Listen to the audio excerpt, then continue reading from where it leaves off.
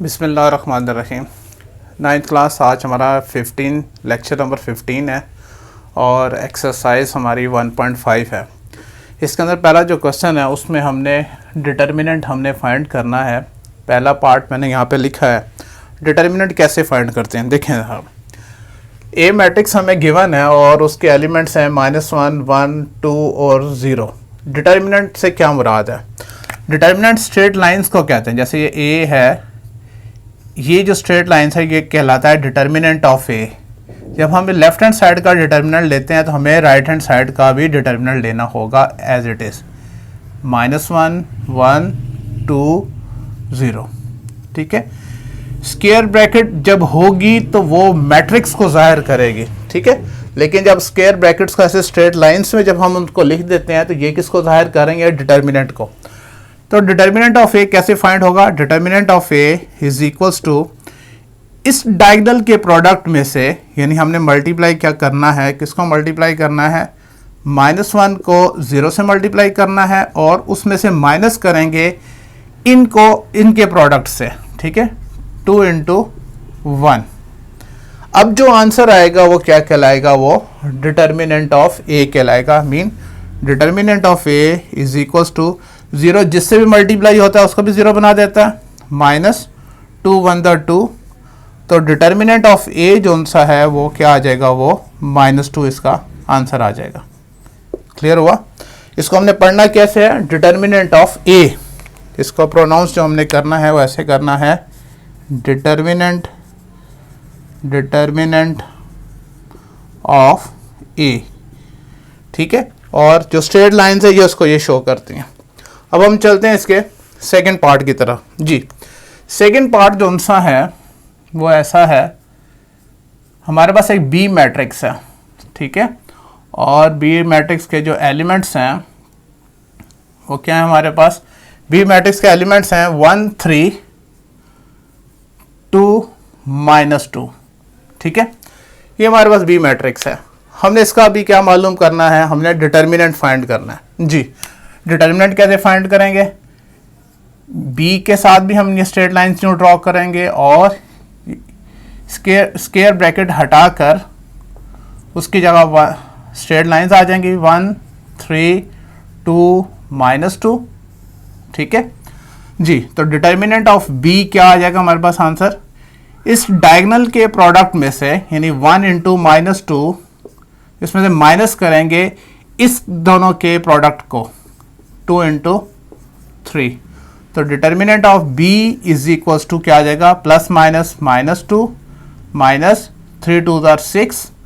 और determinant of b क्या आएगा? माइनस प्लस, करना प्लस है लेकिन साइन माइनस का आएगा, -8।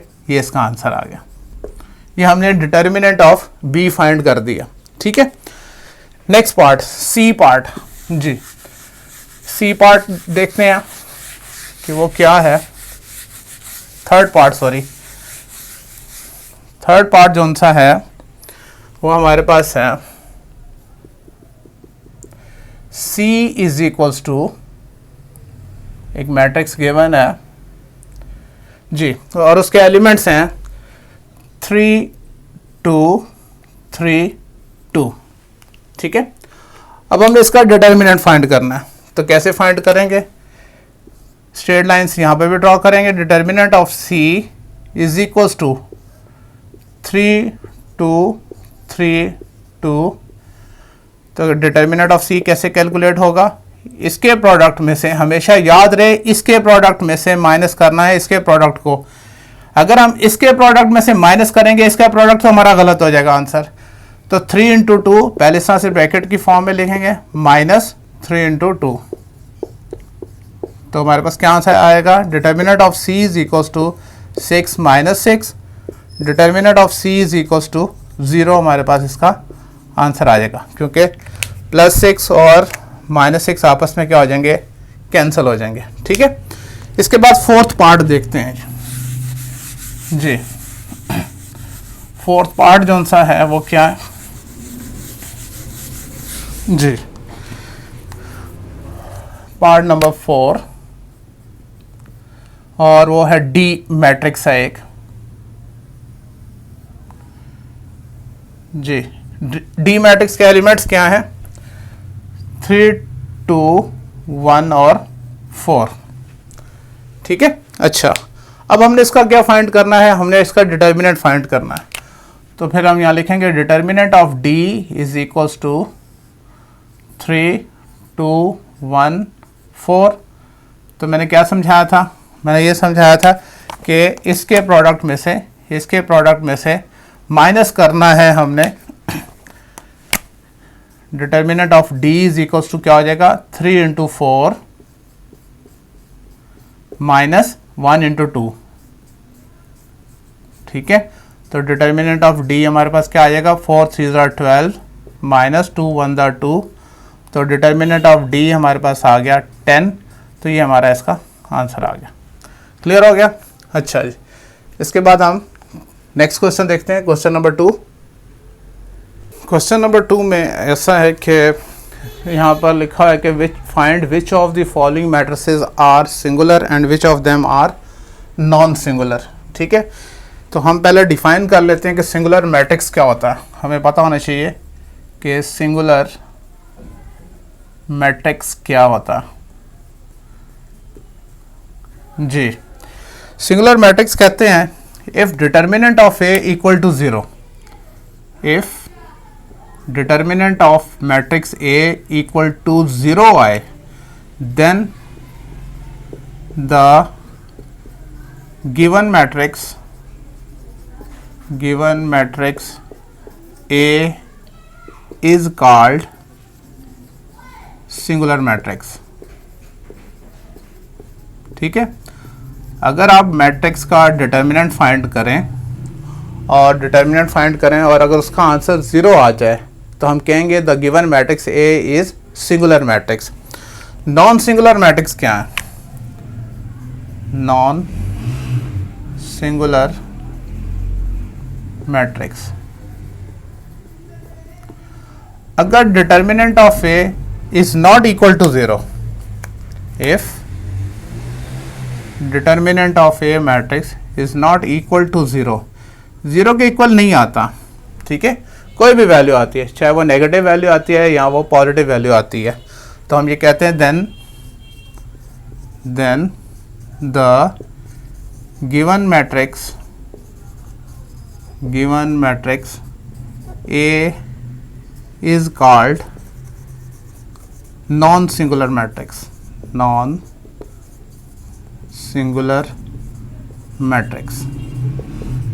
क्लियर?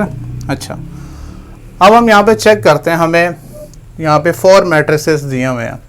मैट्रिक्स ए आपके सामने गिवन है और हमने ये बताना है कि क्या ये सिंगुलर है या नॉन सिंगुलर है। तो हम क्या करेंगे? हम इसका डिटर्मिनेंट लेंगे।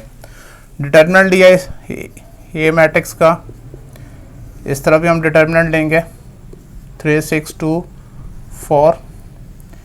कैसे सॉल्व करते हैं समझाया था मैंने कि इनके प्रोडक्ट में से हमने माइनस करना है इनके प्रोडक्ट को। ठीक है। तो डिटर्मिनेंट ऑफ ए हमारे पास आ जाएगा, determinant of A is equals to 3 × 4 minus 2 × 6। Determinant of A is equals to 4 3 12 minus 6 2 12। तो determinant of A is equals to क्या आ गया? 0 आ गया। क्यों? +12 और -12 कैंसिल हो गए। तो हम क्या लिखेंगे? Therefore the given matrix A is called singular matrix. तो वो क्या कहलाएगा? वो सिंगुलर मैट्रिक्स कहलाएगा। क्लियर हो गया? जैसे हमने बाय डेफिनेशन हमने सीखा, अगर determinant of A equal to 0 आ जाता है तो जैसे ये आया है, तो ये जो मैट्रिक्स ए है ये क्या कहलाएगा? ये सिंगुलर मैट्रिक्स कहलाएगा। ठीक है। अच्छा, अब इसका जो सेकंड मैट्रिक्स है उसके बारे में हम देखते हैं। ये क्लियर हो गया होगा जी। सेकंड मैट्रिक्स बी है हमारे पास, उसको चेक कर लेते हैं क्या वो सिंगुलर है या नॉन सिंगुलर है। जी, मैट्रिक्स बी जो हमें गिवन है,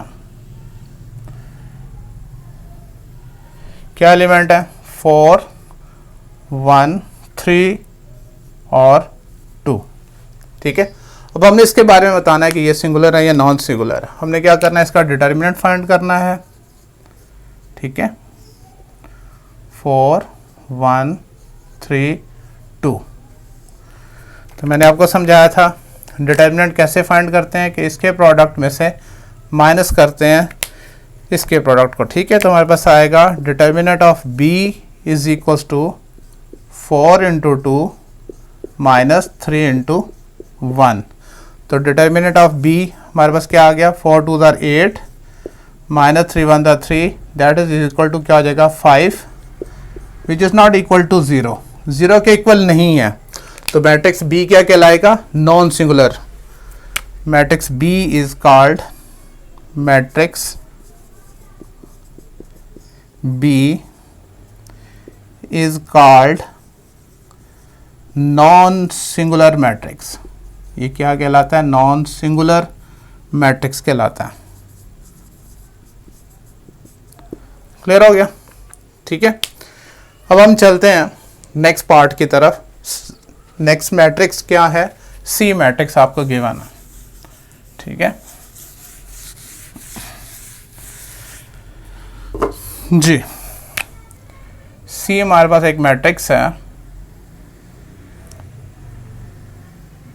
जी, और उसके एलिमेंट्स हैं 7 -9 3 और 5। अब हमने सी मैट्रिक्स के बारे में बताना है कि ये सिंगुलर है या नॉन सिंगुलर है। हम इसका डिटर्मिनेंट फाइंड करते हैं, सी का भी डिटर्मिनेंट हमने फाइंड करना है और इस मैट्रिक्स का भी हमने -9 3 और 5। क्या करेंगे, मैंने आपको समझाया था कि हमेशा इस प्रिंसिपल डायगोनल के प्रोडक्ट में से हम इसको दूसरे प्रोडक्ट को हम माइनस करते हैं। तो determinant of C is equals to 7 into 5 minus 3 into -9। तो डिटर्मिनेंट ऑफ सी जो सा है वो क्या आ जाएगा हमारे पास, वो आएगा 7 5 ज़ा 35 माइनस माइनस प्लस 9 3 ज़ा 27। ठीक है, तो determinant of C is equals to 7 + 5 12, 3 + 2 5 है 1 6 62, which is not equal to 0, जो 0 के इक्वल नहीं है। तो फिर ये क्या कहलाएगा, नॉन सिंगुलर मैट्रिक्स। तो हम लिखेंगे matrix C is called non singular matrix. ठीक है, ठीक है।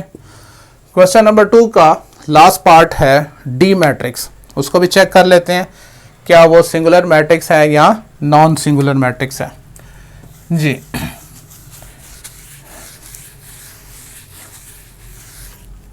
जी, लास्ट पार्ट है मैट्रिक्स डी और उसके एलिमेंट्स हैं हमारे पास 5 -10 -2 और 4। ठीक है, अच्छा उसी तरह से इसका डिटर्मिनेंट फाइंड करेंगे। Determinant of D is equals to 5 -10 -2 और 4। तो क्या कैसे मालूम करेंगे, इस डायगोनल के प्रोडक्ट में से हमने माइनस करना है इस प्रोडक्ट को। तो डिटर्मिनेंट ऑफ डी जो सा है वो इक्वल टू हो जाएगा 5 इंटू 4 -2 इंटू -10। तो determinant of D is equals to 5 4 ज़ा 20 minus minus plus plus minus minus 10 2 ज़ा 20, विच इज इक्वल्स टू 0 आ जाएगा, क्योंकि इसमें जो सा है +20 और -20 कैंसिल हो जाएगा। तो डिटर्मिनेंट मैट्रिक्स का अगर 0 आए तो गिवन मैट्रिक्स क्या होता है, सिंगुलर मैट्रिक्स। तो हम कहेंगे, हम यहाँ पे लिखेंगे matrix D is called matrix D is called singular matrix. क्या कहलाता है, सिंगुलर मैट्रिक्स कहलाएगा। क्लियर हो गया? इसके बाद हम नेक्स्ट क्वेश्चन देखते हैं। इसके बाद क्वेश्चन नंबर 3 देखें। क्वेश्चन नंबर 3 में हमसे कहा गया कि आपने मल्टीप्लिकेटिव इन्वर्स फाइंड करना है। ठीक है, मल्टीप्लिकेटिव इन्वर्स का फार्मूला हमें आना चाहिए। जैसे पहला एक पार्ट दिया हुआ है, ए मैट्रिक्स आपके पास गिवन है, -1, 3, 2 और 0 इसके एलिमेंट्स हैं। तो मल्टीप्लिकेटिव इन्वर्स जो सा है हमने इसका फाइंड करना है। फार्मूला जो सा होता है वो ये होता है कि A inverse is equals to 1 over determinant of A into adjoint of A, ये इसका फार्मूला है। ठीक है, तो इसका मतलब है हमें इसका डिटर्मिनेंट भी फाइंड करना होगा और एडजॉइंट ऑफ ए भी फाइंड करना होगा। क्वेश्चन जरा देख लें, उसमें एक बात जरा समझने वाली है। कहते हैं find the multiplicative inverse if it exist. If it exist का क्या मतलब है? उसका ये मतलब है अगर डिटर्मिनेंट उसका 0 आ जाता है, यानी वो सिंगुलर मैट्रिक्स है, तो उसका तो पॉसिबल ही नहीं है कि आप उसका जो सा है मल्टीप्लिकेटिव इन्वर्स फाइंड कर सकें। ठीक है, इफ इट एग्जिस्ट का मतलब यही है कि आपने सबसे पहले डिटर्मिनेंट फाइंड करना है। अगर तो डिटर्मिनेंट इक्वल टू 0 आ गया तो फिर हम लिख देंगे कि it's multiplicative inverse is impossible, it's multiplicative inverse does not exist, यूं कह सकते हैं। ठीक है, लेकिन अगर वो नॉन सिंगुलर मैट्रिक्स है तो फिर हम उसका मल्टीप्लिकेटिव इन्वर्स फाइंड कर सकते हैं। ठीक है, देखिए सबसे पहले हमने इसका डिटर्मिनेंट फाइंड करना है। ए मैट्रिक्स का डिटर्मिनेंट हमारे पास क्या होगा? देखें यहाँ पर -1, 3, 2, 0। जी, कैसे फाइंड करते हैं? इस डायगोनल के प्रोडक्ट में से हमने माइनस करना है इन दोनों के प्रोडक्ट को। तो डिटर्मिनेंट ऑफ ए हमारे पास आ गया क्या? -1 इंटू 0 -2 इंटू 3। तो determinant of A is equals to 0 into -1 0 हो गया, -3 2 6 is equals to -6 which is not equal to 0। तो इसका मतलब ये है इसका जो सा है मल्टीप्लिकेटिव इन्वर्स क्या है, वो पॉसिबल है। अच्छा, एक तो ये हमने मालूम कर लिया। दूसरा हमें क्या चाहिए? हमें एडजॉइंट ऑफ ए चाहिए। एडजॉइंट ऑफ ए क्या होता है? एडजॉइंट ऑफ ए मैट्रिक्स एक ऐसा मैट्रिक्स होता है, हमने सीखा है शुरू में कि इन दोनों की जगहें चेंज हो जाएंगी, यानी 0 -1 की जगह आ जाएगा और -1 0 की जगह आ जाएगा, 0 -1, और इन दोनों के साइन चेंज हो जाएंगे, मतलब -3 और -2। ये हमने एडजॉइंट ऑफ ए भी फाइंड कर लिया। डिटर्मिनेंट ऑफ ए हमारे पास -6 है। फॉर्मूला लगाते हैं दोबारा, यहाँ पर हम लिखते हैं कि multiplicative inverse is equals to 1 over determinant of A into adjoint of A. ठीक है जी, अब वैल्यूज पुट करते हैं। A inverse is equals to 1 over determinant of A क्या है हमारे पास आंसर? -6, ये -6 आ गया। और एडजॉइंट ऑफ ए हमारे पास क्या है?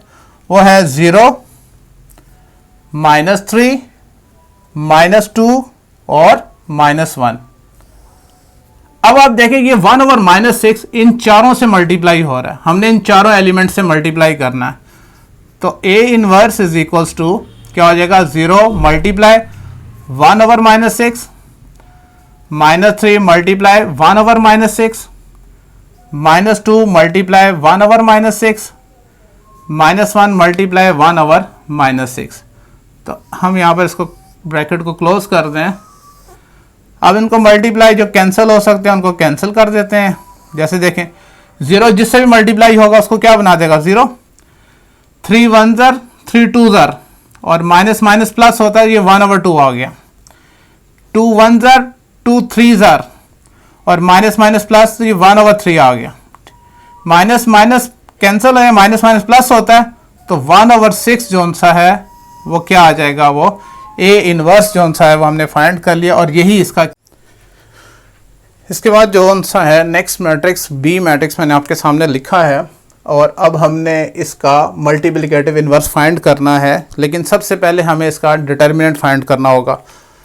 पहले हमें फार्मूला यहाँ लिखना चाहिए कि ए इनवर्स जो बी इनवर्स जो हमने फाइंड करना है वो किसके इक्वल होगा? 1 determinant of B into adjoint of B. ठीक है, अच्छा अब हम इस तरह से सबसे पहले तो इसका डिटर्मिनेंट फाइंड करते हैं। जी, बी का डिटर्मिनेंट क्या होगा? दोनों तरफ का हम डिटर्मिनेंट लेंगे, 1 2 -3 -5। ठीक है, और मैंने आपको सिखाया था क्या कि इसके प्रोडक्ट में से हमने बाकी इन दोनों के प्रोडक्ट को हमने माइनस करना है। तो डिटर्मिनेंट ऑफ बी हमारे पास आ गया 1 इंटू माइनस 5, 1 इंटू माइनस 5, उसमें से माइनस करना है -3 इंटू 2, -3 इंटू 2।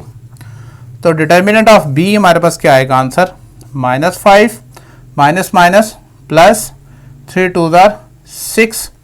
तो हमारे पास आ गया 1 आ जाएगा, प्लस माइनस माइनस करेंगे which is not equal to 0। तो इसका मतलब है जो मैट्रिक्स बी है वो क्या है, वो नॉन सिंगुलर है। ये क्या है, ये नॉन सिंगुलर मैट्रिक्स है।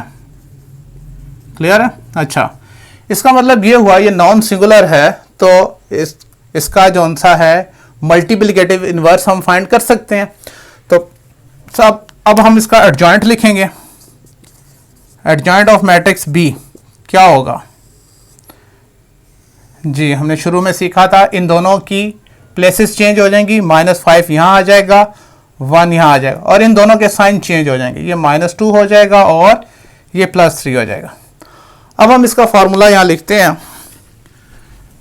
दोबारा से और फिर इसको फाइंड करते हैं कि जो है बी इनवर्स इक्वल टू है 1 over determinant of B into adjoint of B.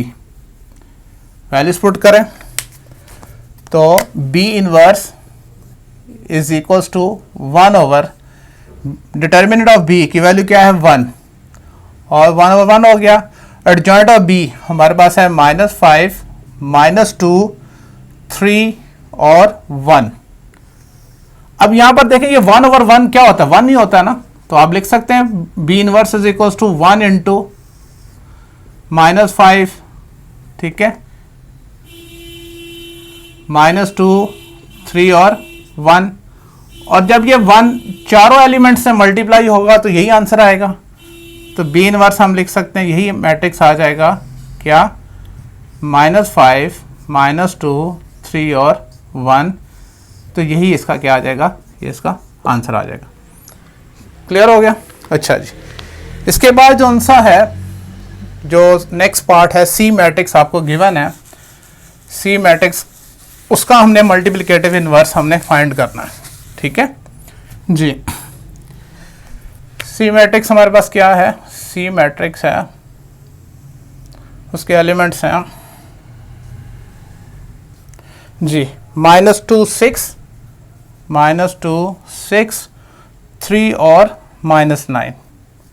ठीक है, अच्छा हमें इसका फाइंड करना है, मल्टीप्लिकेटिव इनवर्स फाइंड करना है। तो इसका फॉर्मूला क्या बनेगा, C inverse is equals to 1 over determinant of C into adjoint of सी।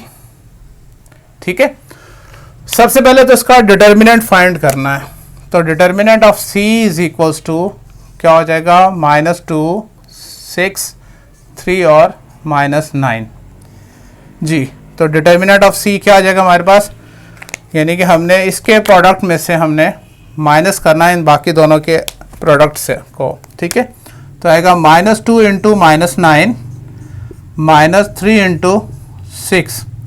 तो determinant of C is equals to minus minus plus हो गया, 9 2 18 -6 3 18, और ये इक्वल टू क्या हो जाएगा, 0 हो जाएगा, विच इज इक्वल टू 0 है ये तो। ठीक है, मतलब इक्वल टू 0 आ गया, इसका मतलब क्या हुआ, द गिवन मैट्रिक्स क्या हो गया, ये है सिंगुलर मैट्रिक्स। ये क्या है, सिंगुलर मैट्रिक्स, ये तो सिंगुलर मैट्रिक्स आ गया हमारे पास। तो इसका मतलब क्या है, matrix C does not exist. हम यहां पे लिखेंगे matrix C does not exist multiplicative inverse. ठीक है, ये मल्टीप्लिकेटिव इनवर्स जो सा है इसका एग्जिस्ट ही नहीं करता। क्लियर हो गया? अच्छा, अब हम चलते हैं इस क्वेश्चन का जो लास्ट पार्ट है उसकी तरफ। डी मैट्रिक्स एक और दिया हुआ है और उसके बारे में भी क्वेश्चन यही है कि आप उसका मल्टीप्लिकेटिव इनवर्स फाइंड करें। ठीक है जी, डी मैट्रिक्स, और उसके एलिमेंट्स क्या हैं जी, डी मैट्रिक्स हमारे पास और उसके एलिमेंट्स हैं 1/2, 3/4, 1 और 2। ठीक है, अब इसके लिहाज से जो सा फार्मूला बनेगा कि डी इनवर्स जो सा होगा वो क्या होगा, 1 determinant of D into adjoint of D. ठीक है, अब पहले हमने क्या करना है, इसका डिटर्मिनेंट फाइंड करना है। तो determinant of D is equals to determinant of 1/2, 3/4, 1 और 2। और डिटर्मिनेंट में हमने क्या सीखा है, हमने ये सीखा है कि इस प्रोडक्ट में से हमने माइनस करना है इनके प्रोडक्ट को। मतलब डिटर्मिनेंट ऑफ डी जो सा है दैट इज इक्वल्स टू इन दोनों को मल्टीप्लाई करना, यानी 1/2 मल्टीप्लाई 2, 1/2 मल्टीप्लाई 2 माइनस इन दोनों को मल्टीप्लाई करना है 1 मल्टीप्लाई 3/4। तो determinant of D is equals to, ठीक है, ये तो इससे कैंसिल हो जाएगा, 2 1 2 1 तो यहाँ रह जाएगा 1 माइनस, तो ये आ जाएगा 3/4। इसका लेंगे एलसीएम, तो एलसीएम क्या आएगा 4, जिसके ओवर में कुछ नहीं होता 1 जरूर होता है। तो 1 4 4, 4 1 4 माइनस 3। तो हमारे पास जो है डिटर्मिनेंट ऑफ डी जो सा है वो क्या आया, वो 1/4 आया, which is not equal to 0। तो इसका मतलब क्या हुआ, ये जो गिवन मैट्रिक्स है ये क्या है, ये नॉन सिंगुलर है, नॉन सिंगुलर मैट्रिक्स। ठीक है, अब इसका हमने एडजॉइंट बताना है जी। एडजॉइंट क्या होगा, एडजॉइंट ऑफ डी क्या होगा, एडजॉइंट ऑफ डी मैट्रिक्स क्या होगा, इन दोनों की जगह बदलेंगे, 2 यहां आ गया, 1/2 यहां आ जाएगा। ठीक है, 1/2 यहां आ गया, और इन दोनों के साइन चेंज होंगे, ये -3/4 और -1। अब हम इसका फॉर्मूला लिखते हैं, इनवर्स का, मल्टीप्लिकेटिव इनवर्स का फॉर्मूला यहां लिखते हैं। तो क्या होगा, D inverse is equals to 1 determinant of D into adjoint of D. Values put करते हैं यहां पर, D inverse is equals to 1 determinant of D क्या है हमारे पास, 1/4 इंटू एडजॉइंट ऑफ डी 2 -3/4 -1 और 1/2। अब यहां पर बड़ा इंटरेस्टिंग एक छोटा सा हिस्सा है, ये देखें, ये लिखा है 1/1/4, यानी ये ऐसे लिखा है 1/1/4, यानी डिनोमिनेटर में भी एक और फ्रैक्शन है। तो मैथमेटिक्स के रूल्स के मुताबिक अगर डिनोमिनेटर में भी फ्रैक्शन हो तो उसका जो ओवर में जो डिनोमिनेटर वैल्यू होती है वो यहां आकर इससे मल्टीप्लाई हो जाती है। मतलब ये हो जाएगा 1 × 4/1 हो जाएगा, जो कि equal to 4/1 is equal to 4 होता है। आ रही बात समझ, इसको मैथमेटिक्स रूल से अगर डिनोमिनेटर में भी फ्रैक्शन हो तो उसकी डिनोमिनेटर वैल्यू जो सी है ऊपर वाले न्यूमिनेटर से मल्टीप्लाई हो जाता है। तो 4 1 से मल्टीप्लाई हो जाएगा, ओवर 1 आ गया, 4 1 4/1, ओवर में 1 हो तो वो लिखा नहीं करते, तो ये आ जाएगा।